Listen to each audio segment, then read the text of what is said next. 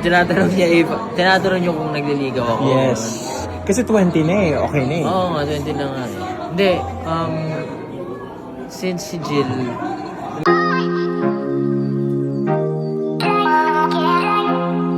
Inuugnay ngayon ang kapuso aktor na si Rahil Byria, kung saan, ay spotted ito kahapon sa first taping ni Eman Baco sa Pacquiao. Makikita nga kasi na sunod ng sunod ito kay Jillian ay maraming mga netizens ang nagsasabi na ito umano ang totoong boyfriend ni Jillian Ward. Para magkaalaman na, isa-isahin natin ang mga tanong na yan. Unang nagtagpo at nagkaroon ng closeness si Rahil Byria at Jillian Ward sa dalawang teleserye na Abot Kamay ang Pangarap, at nasundan pa ng mag-guest si Jillian sa Batang Reles, na talagang doon nagkaroon silang muli ng pagkakataon na mas makilala pa ang isa't isa at naging mas close pa ang dalawa.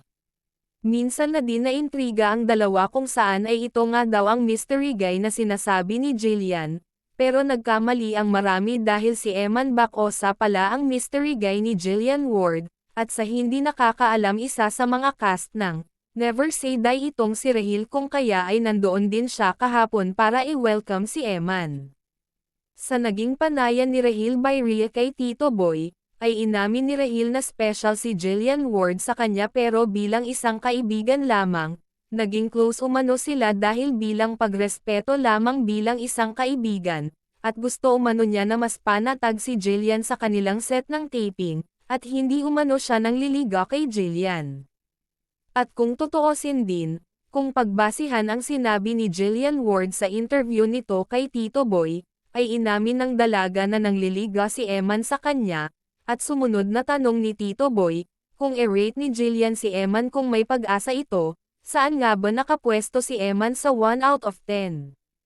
Ang sagot nga ni Jillian more than 10, at may kasamang kilig pa, kaya wala talagang panlaban itong si Rahil kay Eman. Kayo ano nga ba ang mas gusto nyo para kay Jillian Ward? Magbigay na lang po ako ng ano? Sige, ng range. Ng range. Oo. 22 to 24. Perfect. Yes. You're turning 21 on February 23.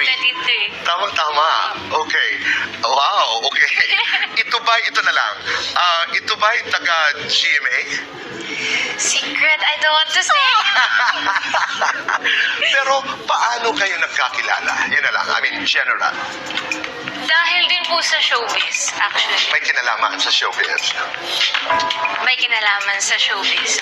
Pero one day, Jillian, you will introduce him to the public.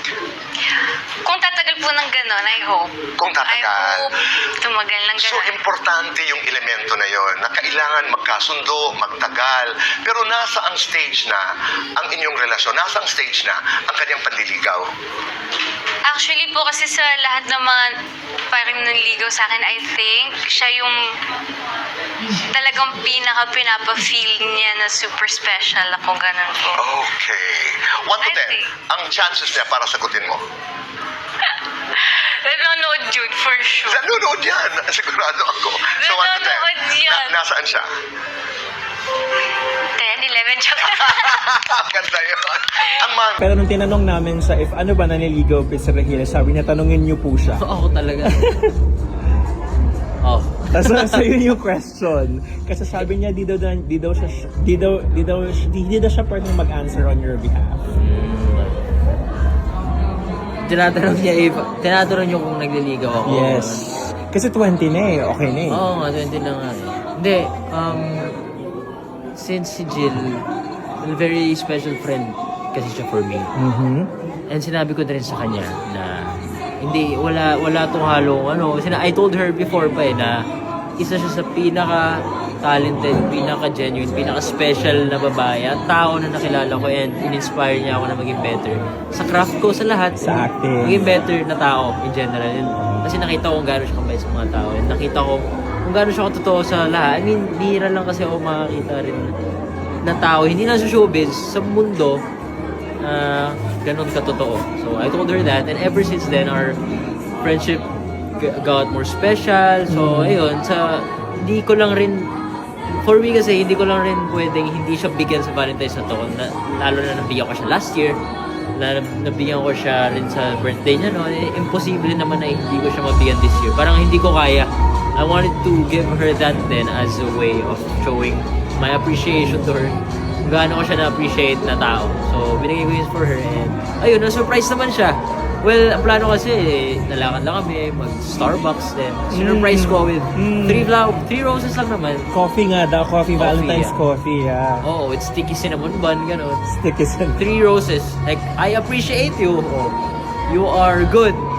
Maganda kang tao. Ayun, 3 roses. Basta yun. So, sana na-appreciate